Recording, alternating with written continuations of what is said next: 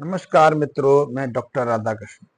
Easy solution पर आपका स्वागत है। आप मेरे चैनल पर हैं, लेकिन अभी तक आपने मेरे चैनल को सब्सक्राइब नहीं किया है तो सब्सक्राइब भी कर लें, मेरे बेल आइकन को प्रेस कर लें। और हाँ, हमारे जो समविचारक मित्र हैं, जो किसान भाई विषाक्त खेती से बाहर आना चाहते हैं, नेचुरल खेती को, ऑर्गेनिक खेती को अपनाना चाहते हैं और जो केमिकल फर्टिलाइजर से, इंसेक्टिसाइड, पेस्टिसाइड से उबता चुके हैं, उन तक भी इसको शेयर कर दें। आप सब जानते हैं कि हमारे यहाँ एक प्रयोग सहस्त्रों शताब्दियों से चल रहा है। वो प्रयोग है कि किसान अपने खेतों में, जब उनके खेत खाली रहते हैं, तो पशुओं को बैठाते हैं। पशुओं के झुंड को आमंत्रित करके उसमें हफ्ता 10 दिन व्यतीत करने के लिए प्रेरित करते हैं, ताकि उन जो पशु हैं उनके खेतों में बैठ के मलमूत्र का विसर्जन करें, गोबर गौमूत्र का छिड़काव करें। तो ये गोबर और गौमूत्र मिट्टी के लिए, हमारी भूमि के लिए बहुत उपयोगी है।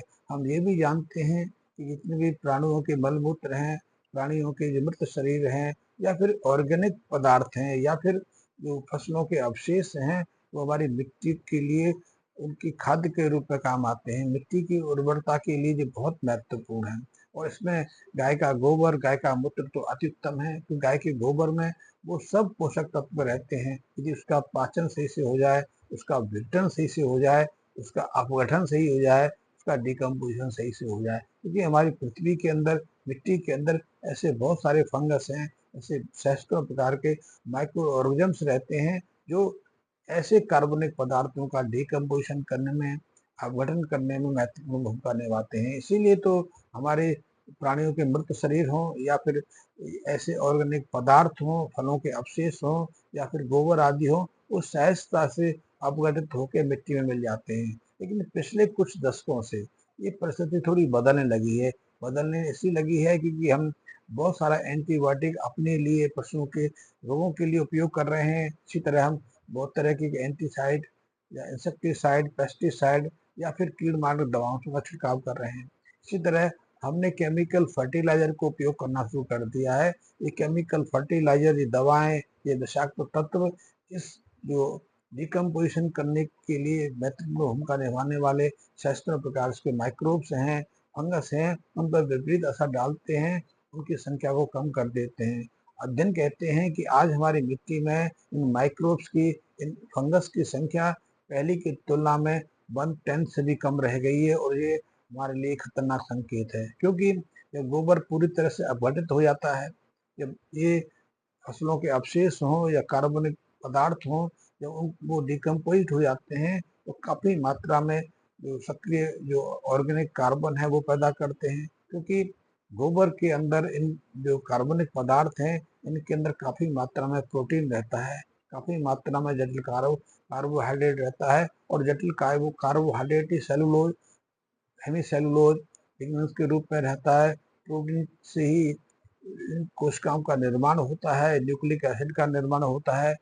प्रोटीन के माध्यम से ही सारे टिश्यू निर्मित होते हैं। और जब इनका डिकम्पोजिशन हो जाता है, अपघटन हो जाता है, ये सूक्ष्म कणों में विभाजित हो जाते हैं, तो बहुत उपयोगी पोषक जो हैं, चाहे वो नाइट्रोजन है, फास्फोरस है, सल्फर है, पोटाशियम है, मैग्नीशियम है, कोबाल्ट है, बोरोन है, कैल्शियम, जितने भी उपयोगी पोषक तत्व हैं, सहजता से अपनी जटिल संरचना को छोड़कर स्वतंत्र हो जाते हैं, और ये मिट्टी में मिलकर मिट्टी के उपजाऊपन को बढ़ाते हैं।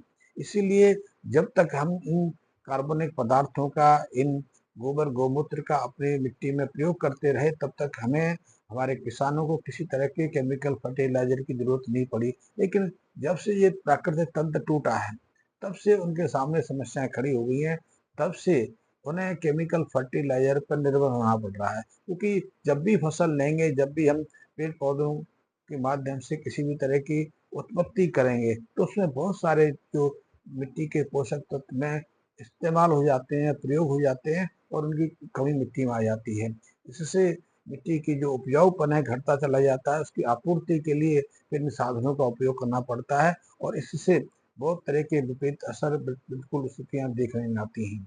लेकिन यदि, क्योंकि आज एक चीज और हम देखने में आ रही है, वो चेंज में ये आ रही है कि जो गाय के पेट के अंदर जो पाचक एंजाइम होते थे, जो हजारों तरह के माइक्रो सूक्ष्म जीव होते थे, उन पर भी प्रतिकूल असर पड़ा है। पृथ्वी के अंदर तो जो सेप्रोफाइटिक जैसे कवक हैं या पाचक एंजाइम्स हैं या डिकम्पोजिशन करने वाले माइक्रोब्स हैं, उनकी संख्या तो घटी घटी है। ऐसे जो सूक्ष्म जीवी गाय के पेट आदमी होते हैं, उनकी संख्या पर भी प्रतिकूल असर पड़ा है, क्योंकि आज गाय को प्लास्टिक खाने पर मजबूर होना पड़ रहा है, या फिर उसके चारे के अंदर ऐसे पदार्थों की मात्रा बढ़ती चली गई है, इसमें जटिल रेशा ज्यादा मात्रा में। इसीलिए आज जो गाय गोबर करती है, तो गोबर के साथ 70 से 80% ऐसा आहार बाहर आ जाता है जो अपचित रहता है, इसमें रेशे की मात्रा ज्यादा रहती है। और जब ऐसा गोबर ऐसा मिट्टी में मिलता है तो वो महीनों तक डिकम्पोज नहीं होता, वो यथावत ऐसे ही पड़ा रहता है। इसलिए मिट्टी में कार्बनिक जो ऑर्गेनिक कार्बन उसकी मात्रा घट रही है, न्यूट्रिशन भी घटती जा रही है। इसी तरह देखने में आया है कि पोषक तत्वों की कमी का सामना भी हमारी फसलों को हमारी इनको करना पड़ रहा है। तो ऐसे में इसका एक हमने रास्ता निकाला है। रास्ता ये निकाला है कि कई जगह ऐसे जो सेप्रोफाइटिक जो फंगस हैं, ऐसे जो अपघटित करने वाले माइक्रोब्स हैं, ऐसे जो पदार्थ जो कार्बनिक पदार्थों को सूक्ष्म कणों में विभाजित करने में सक्षम हैं, उनको संग्रह करके उनका संवर्धन किया है।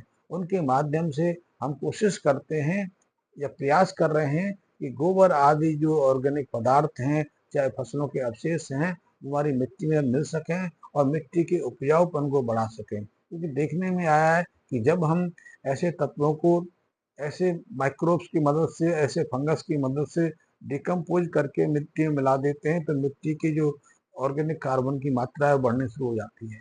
ऑर्गेनिक कार्बन का अर्थ ही है कि अब मिट्टी सक्रिय होने लगी, अब मिट्टी के अंदर मॉइस्चर पानी ग्रहण करने की क्षमता बढ़ गई, मिट्टी के अंदर पोरसता आ गई। पहले जैसी मिट्टी कठोर हो जाती है, उससे वायु का संचार रुक जाता है, ऑक्सीजन का आवागमन रुक जाता है, साथ ही कठोरता के कारण पानी नीचे नहीं पहुंच पाता।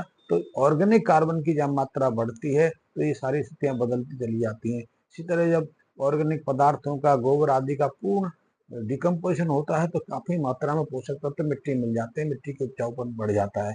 तो ऐसे हमने प्रयास किए हैं। आप भी इस समस्या से मुक्त हो सकते हो। चाहे तो आप सीधा गोबर का घनसत्व प्रयोग कर सकते हैं, अपना गोबर घनसत्व बना सकते हैं। उसके लिए एक छोटा सा प्रयोग कर सकते हैं। प्रयोग ये है कि गाय का ताजा गोबर लीजिए, ताजे गोबर को आप कपड़े के साथ बांध दीजिए, क्योंकि ऐसे प्रयोग होते रहे।